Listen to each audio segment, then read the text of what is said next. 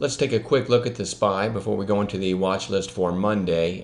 Again, we're just in the last 2-3 weeks. We're in a very clearly defined range from almost 195 to, and it's quite a range for the SPY, to 181.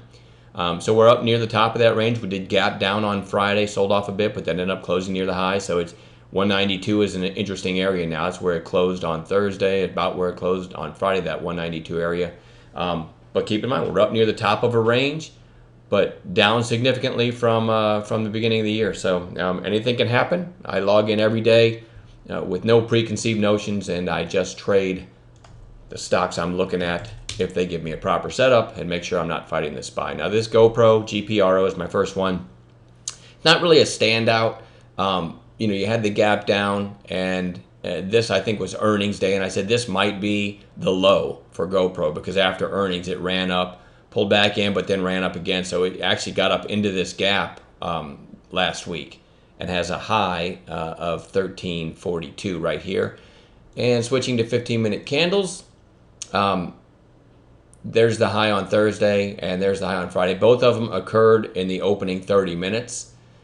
So I still like GoPro as a potential long, although when you look at the chart here, it's not really a standout. But the fact that we got up into the gap, we've had earnings, survived earnings, and have been up since then. Now I kind of feel like we're just looking at a pullback to the moving averages and then up from here. But anything can happen. So I do like it as a stock to have on watch because GoPro makes really nice moves at times, especially to the upside because you get these little mini short squeezes. So let's go to AERI. Gapped up on Thursday, had a nice rally, but ended up closing about where it opened on Thursday. Gapped down on Friday, but closed above Thursday's close. So it's interesting to me for a potential long. I actually gave a long idea in this one on Friday in the chat room because you had this is 5-minute candles. This was the opening candle on Friday. It put in an early high about 10 minutes in of 1747. Sold off and came back up and hit 1740. And then started to go sideways. So this is just what I basically would call a little flag below the high of day on a recent high flyer. I mean, for lack of a better term, that's what I was looking at here. Okay, so there's your lower high. And my thinking is now sellers came in. If it takes these sellers out, you're probably going to push through the high of the day and maybe get a rally up to 18. That's exactly what happened. I actually went as high as 1836. But my long idea for the chat room, to give you an idea of what we do on an intraday basis, how I look at stocks, was over 1740 because I knew I had a catalyst of a potential high of day break. I knew I had sellers that had come in, so those sellers failing, high of day break might light it up. So it was over 1740. Worst case stop though would have had to have been 17, probably below this green candle, or 1707 worst case. Either one worked. And now it's still holding up pretty well. So I want to look for another potential long in that one on Monday. This SHOP, kind of obscure, but had earnings a few sessions ago, sold off, then gapped down and pushed through its open. We had Eric in chat room was keeping a close eye on this one on Friday.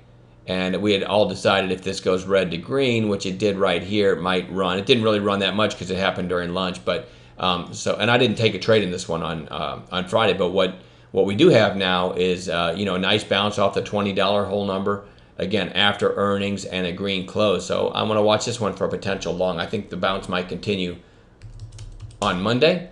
SEMI, nice volume spike on Thursday and a quiet inside day on Friday. I like this over Friday's high. If it get to 589, it might then push through 618, Thursday's high. So that's pretty clear, easy to understand setup. ATHM. This one wouldn't have caught my attention if it wasn't for this volume spike on earnings. I guess this would have been Wednesday. And then it's been down for a couple days, a little bit of a bottoming tail. Let's switch to 15-minute candles like I like to do. This one is interesting for this reason. Let me make sure I look it up on another screen here. ATHM, I'm showing 8.5 million in the float. That's a tiny float. 47% short, according to FinViz. I never know if that's true or not, but if that is true, that's a catalyst for a potential short squeeze. And then if we go to the day that it popped up on earnings, that was February 17th. I'm looking at the news, and the headlines from the news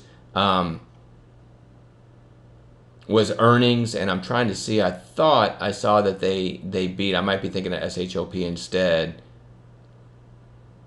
I thought I saw that they beat earnings. I'm not sure, but either way, earnings are behind now, and it's holding up okay, right?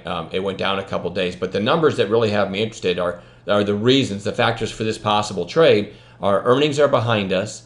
You got a little bit of a bottoming tail on Friday, and an 8.5 million float and 47% short. That's a recipe for a big upside move if it can bounce on Monday. So let's keep this one on watch.